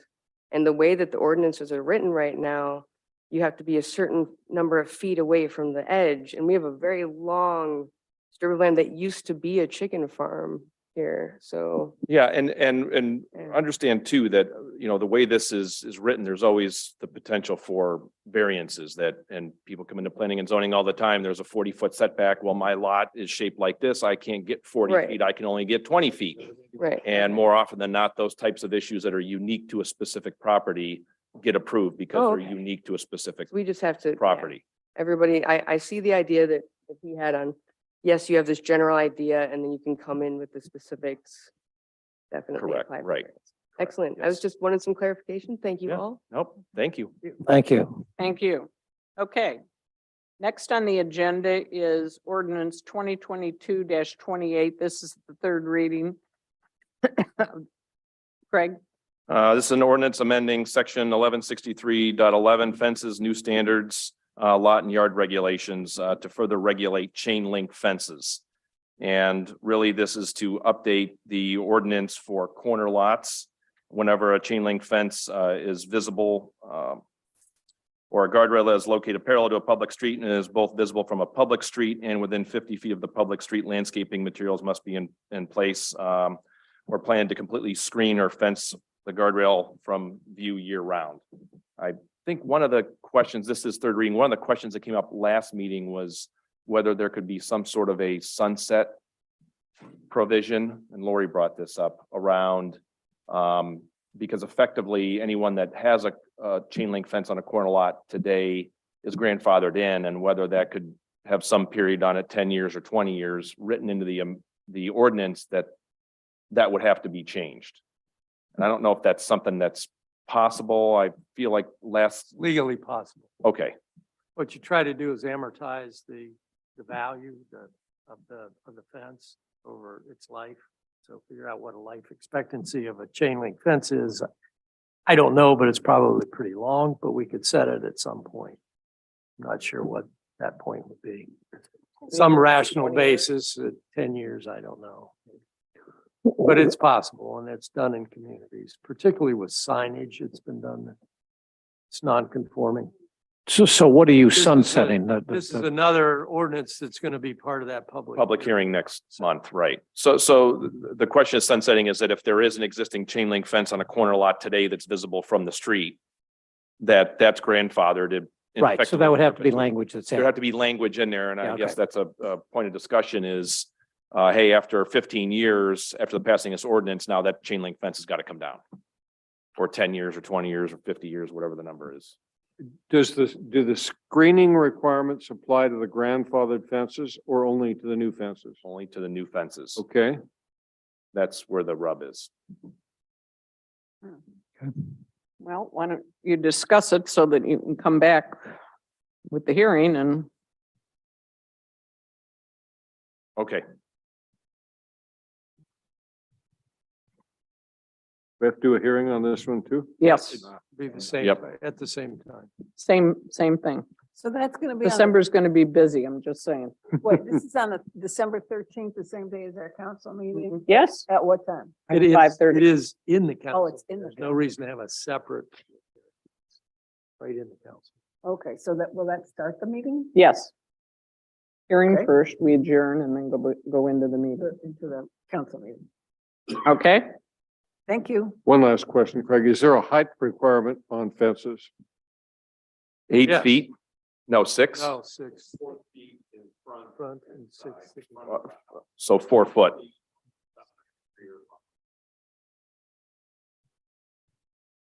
Okay.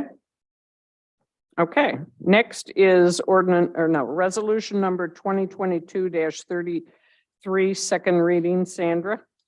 This is a resolution authorizing the mayor to enter into a community cost share agreement with the Chagrin River Watershed Partners for stormwater monitoring.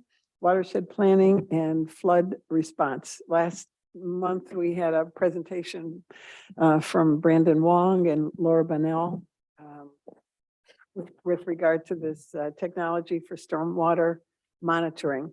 The contract would be with Chagrin River Watershed Partners, and it would include three sensors that are in place now on a grant pilot project that would continue. One is Mayfield and River, the other is Wilson Mills and River, and the other one is by Dinkers Creek over further north on River Road at the Metro Parks. One of the items from the last meeting was to research whether the funds for this, if approved by council, could come from the conservancy funds. Todd? I don't see any reason why they can't. And the Not- other option might be from regional sewer funds. that, Okay, thank you. Dave Biggert reported on in his report today. Yeah, and again, just to remind you, the total would be $5,175 for the year. 1,495 per sensor and 230 to Chagrin River Watershed Partners per sensor for management, monitoring, and coordination with the vendor, Hi-Fi. Given that it's early November, and we're heading into some winter season and, you know, it might get a little harder to install with a lot of snow and flooding and some of this later. So is there any reason that we have to wait a whole nother month? It is, they are there, they were there under the grant Oh, project, so it's a matter of continuing them. The grant is over and we Oh, either I'm sorry. retain them or they get pulled. so is there any reason to continue to wait? I mean, there's No. No, you could pass it if you would so desire. If anybody, I move to suspend the rules. Second. Anton, Yes. Allworder, Yes. Deacon, Yes. Press, Steinbrink. Yes. Turner, yes, Welsh. Yes. Now I move to approve resolution 2022-33. Second. Anton, Yes. Allworder. Yes. Deacon, Yes. Press, Steinbrink. Yes. Turner, yes. Welsh. Yes. One less item for the December meeting. Thanks. We saved 4 minutes. so. Thank you. I'll be on the phone. And the chief thanks you. He won't have to get out in his car as often. Thank you. Next is ordinance number 2022-34. This is for the Aetna Healthcare, which you heard from Ann was a 4% increase in the can be used at UH and or the clinic. And so this is a positive. Do we have a suspend? I So move to suspend the rules. I'll Second. it. Anton, Yes. Allworder, Yes. Deacon, Yes. Press, Steinbrink. yes. Turner, Welsh. Yes. Now I move to approve 2022-34. Second. Anton, Yes. Allworder, Yes. Deacon, Yes. Press, Steinbrink. Yes. Turner, Yes, Welsh. Yes. Okay, next is ordinance 2022-35. Ann spoke about this is Delta Dental, which is a flat rate for 2023. Move to suspend. Second. Anton, Yes. Allworder. Yes. Deacon, Yes. Press, Steinbrink. Yes. Turner, yes. Welsh. Yes. Move to approve. Second. Anton, Yes. Allworder. Yes. Deacon, Yes. Press, Steinbrink. Yes. Turner, Yes. Welsh. Yes. Thank you. Next is, are there any council matters? Speak into the microphone. I had it turned off. Wasn't that I wasn't speaking into it. I wanted to go back and ask all of you a question about last month. It has to do with the MCS Mayfield City Schools presentation. We found out back in April or May, when at the very first meeting of the advisory committee, when Outside Perspectives, Chuck made his presentation, that in the minds of some of the realtors, Mayfield was perceived to be a negative. Okay, we didn't know if it was a negative or it was a perception problem, but it came up and it was reported out. And last month, when we had Mayfield in here, Dr. Barnes and Mr. Snyder, we got some data. And I guess, I don't know if it's a problem or not, but what we did find out was that 10 years ago, Mayfield was right up there with Orange and Solon. But today it's fallen off significantly and it's sort of middle of the road for Cuyahoga County. So it's fallen way off. The question is, should we be talking about this? Is there something we should do? Or is it something there's nothing can be done about it? But we do now have the facts to back up what Chuck told us back in April. By the way, just as a point of clarification, it wasn't the realtors that said that. It was the realtors that felt that the prospective buyers. had a sense Correct. of that. Absolutely. Thank you very much, Chip. You're absolutely correct. But we now seem to have the hard data. I don't know if there's anything we can do about it or not, or whether we should, but after we got all that data in October, it seems to me we ought to at least talk about it at some point. Maybe not right now, but at some point. Could I add to that? I agree with all this. And the data that they used is publicly available and I've had it for a long time. So one of my concerns personally has been that I knew it was a second-rate school system by the data that's being compiled for the last 10 years. And they confirmed that in their own numbers and their own voices a month ago. My concern is the reason they gave for why they'd slipped so far was because they had a high proportion. They said it was the context of the change. It wasn't the reason for it, but it was the context. That the proportion of economically challenged kids who come from poverty, as defined, has increased. And therefore, their costs go up and their performance goes down. So if that's the case, should we expect them to improve, or are they saying there's a structural problem that they simply can't improve? And if it can't be improved, are we already spending too much money? So I think those questions need to be discussed somehow, somewhere, if we're going to tell people whether we think they should vote for this school levy that they still intend to have coming up in 2 years from now, which is big, 6% increase in your property taxes. And so I think it's they've sowed the seed of defining a problem. The question is that problem permanent? And if so, are we paying too much because the problem isn't being solved? Or is it soluble? Are we able to change the direction and get the school district better than it ever was? Now, you might say, some people in the village might say, well, all the kids here, most of the kids here go to private school anyway, what does it matter? Well, I know that there are people in this village who aren't wealthy, for whom, and have no children in any schools, and would see a 6% increase in their real estate taxes as a real burden. And so the question is it of a concern to villagers? The answer is, I think, is some yes. Should it be of a concern to council? Maybe. Are we able to influence the outcome here of how Mayfield City Schools operates without having a member on the school board? Is that possible? And asking them to be more explicit about how they're going to deal with their problem. And he promised much improvement over the next 3 to 5 years. And Laurie asked the question, well, how do we know over the next couple of years whether those changes are coming through or not? And he was pretty much evasive, in my view. So I think there's an opportunity here to go back to Mayfield City Schools and say, we need to talk more about this because we are interested in how you're going to resolve this problem. You've slipped from one of the very best schools in the state to one that's only at the 50th percentile in Cuyahoga County. And that's not particularly strong. So they're my views on the matter. What we can do about it, I don't know. We have no control, but I do believe we're in a position of potential influence. Just to,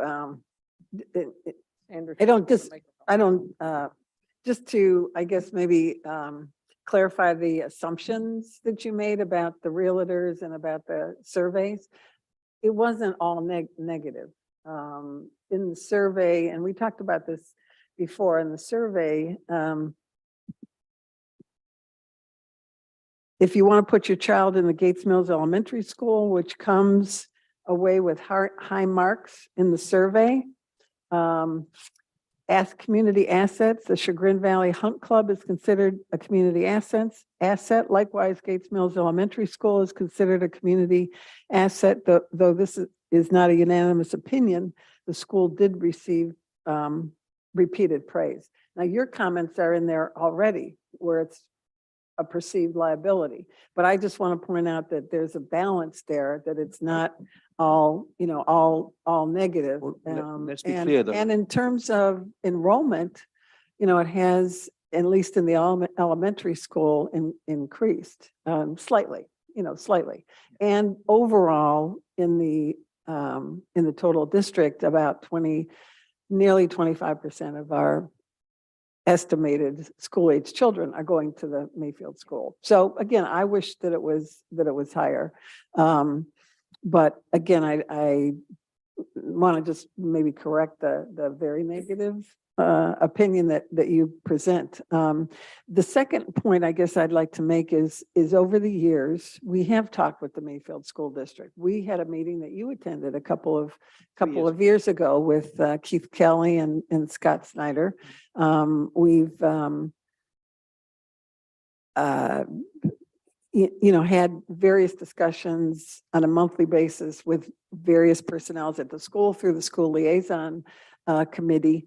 And I, quite frankly, I'm not sure the impact that we can have as a village without having somebody on the school board. If there was a finance committee that you could be a part of, David, or another person from the village could be a part of, that would be, that would pursuing it. probably be terrific. I'm pursuing. But again, discussions along those lines, again, go back to the school board, the elected body that represents all of the communities.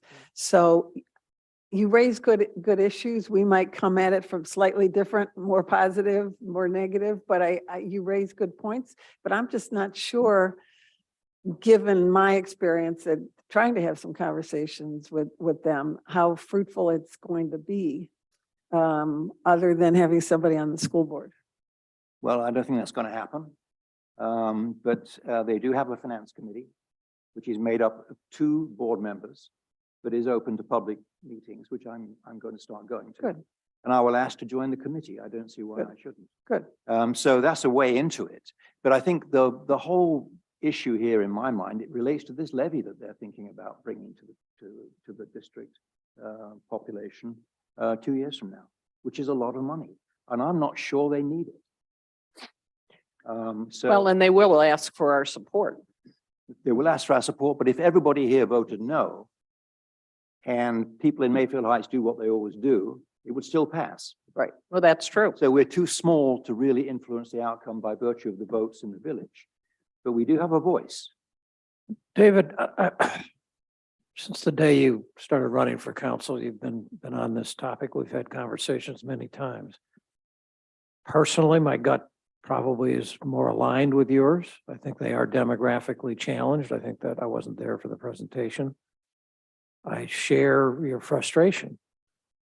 I don't think this is a council matter. I don't think if we took a vote tonight saying we think you guys should X or whatever, I don't think that makes a hill of beans difference. If you can come forward with something, I recommend you do some homework. How could we as a council, because at the moment, I don't think this is a council matter other than, yes, I'm concerned about the impact on new residents if the Mayfield schools don't keep pace with other school districts, that the communities that we compete against, that's a factor. And that is what we heard fundamentally from the outside perspectives. But I don't see, other than jumping up and down and saying, you guys need to be more competitive.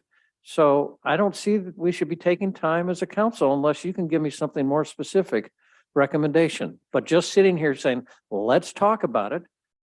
We can go have coffee and talk about it, but it's not going to make any difference. So I agree with you. You've shown me some very interesting statistics. I would really be trying to get on that finance committee, et cetera.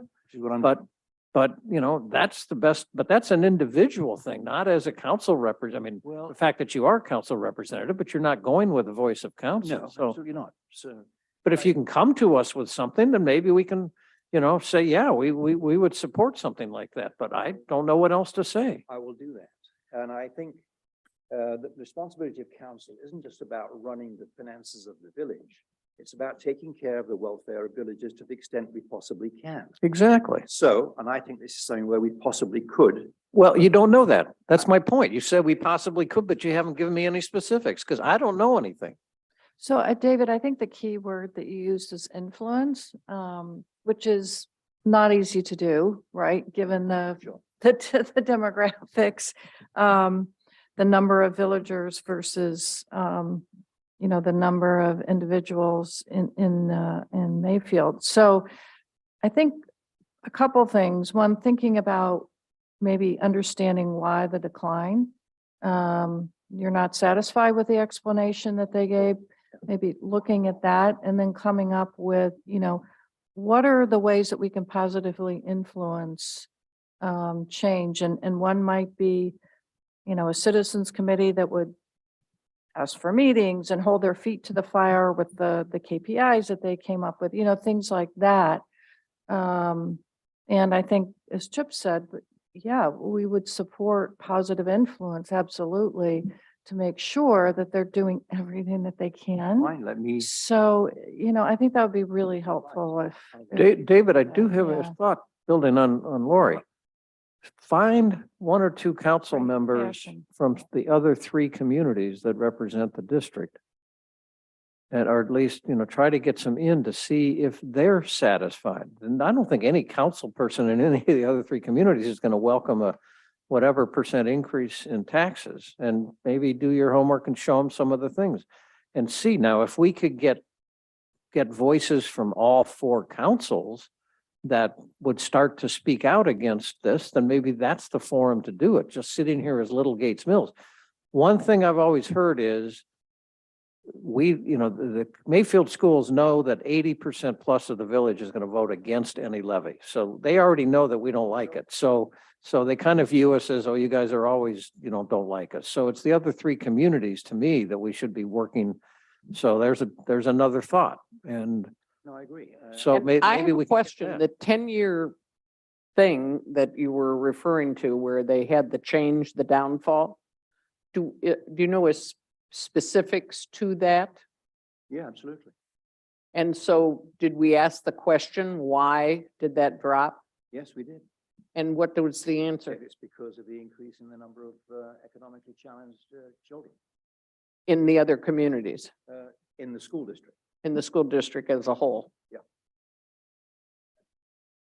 So I think one of the conduits that I would rely on was your knowledge of the people who are in these other councils. I don't know anybody in these other communities at all. So if you know the mayor or the council members of Mayfield Heights, I could perhaps go and talk to one or two of them. I'd be happy to do that, but I do need an introduction. Well, we can try and let's see if they're open ears. I don't know. Yeah. I have no idea. Okay, so I could spend some time with you and say what we were looking for perhaps, and then maybe. And the superintendent used to have a community, the previous superintendent had a community advisory committee, if you will. And the new one has not. I think he would like to do that, and maybe that's something we should suggest he jump on the bandwagon. Yeah, okay. If they're considering putting something on in another year, whatever it was they said. So maybe that's a suggestion too.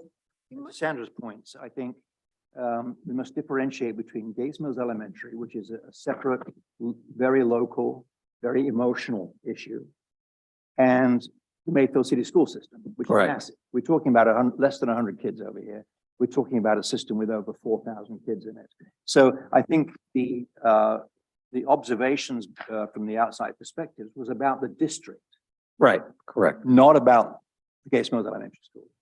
Whereas but on the questionnaire, there were specific questions about the elementary school. Right. And there were specific questions about the district. And the views of the two in the questionnaire were quite different.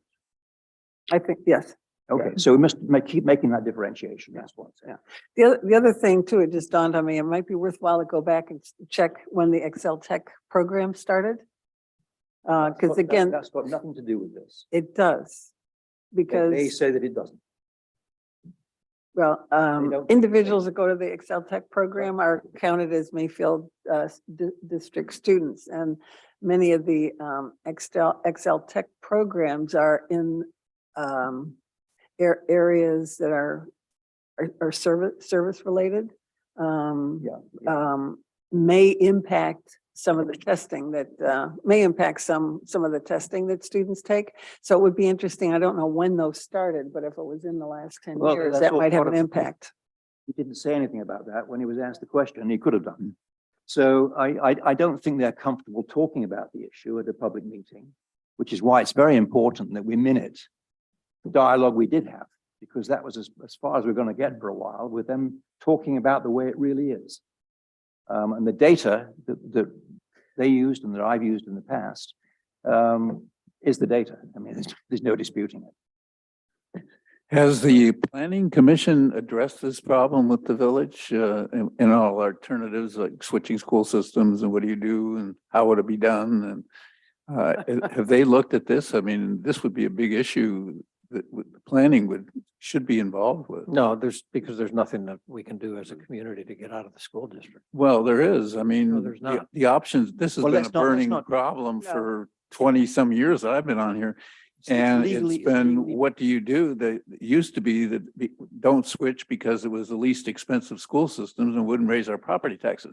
Now that's no longer the case, according to what Chip told me before, that they're the most expensive now. And I mean, do we look at, Orange? Do we look at Beechwood? Do we look at some of these? Orange is And much- then what are the alternatives about the parents that have children in Mayfield now? They're not going to want to snatch them out. And secondly, maybe they don't want them to go there in the first place. This is something the planning committee could address very well. No, we did. It was addressed at the last meeting. You can't change school districts.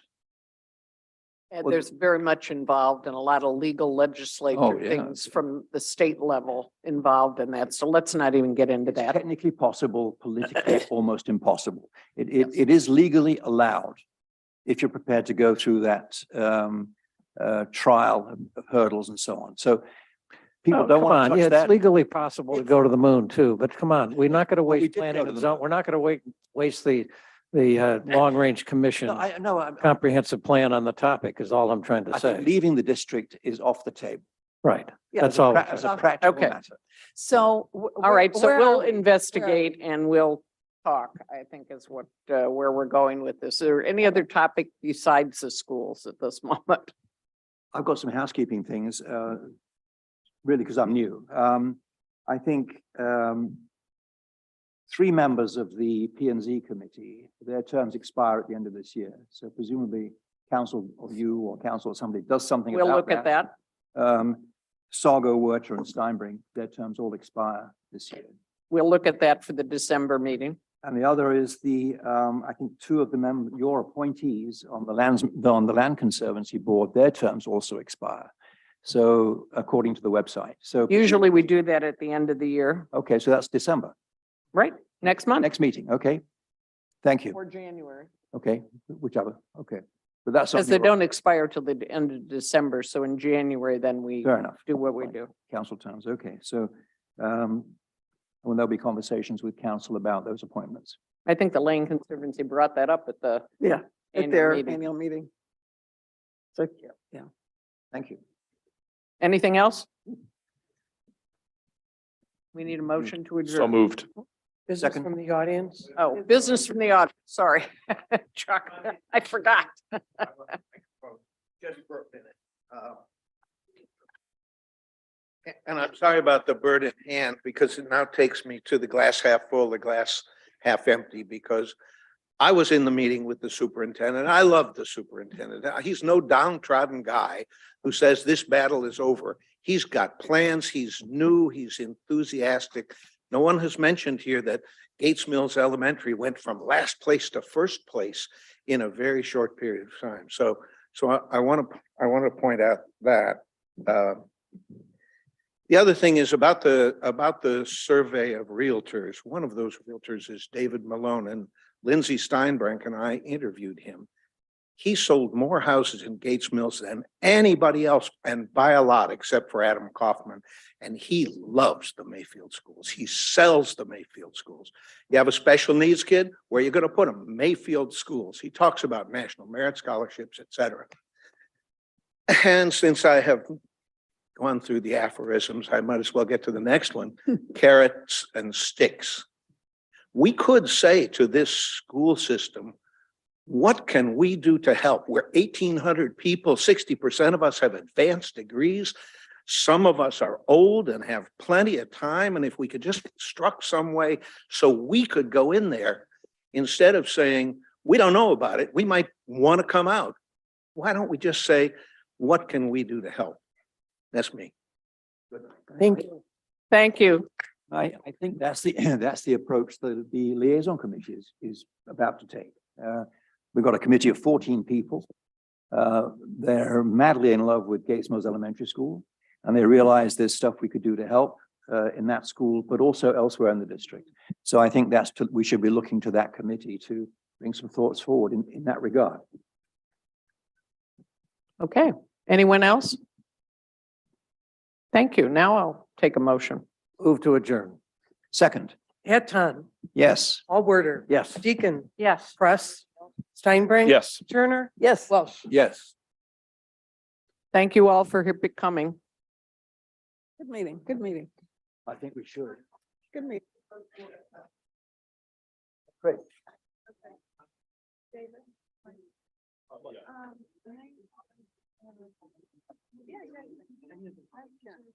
What? I thought so. I don't know. What's that? Yeah. Oh, who are you? I have another 5 days. 5 days?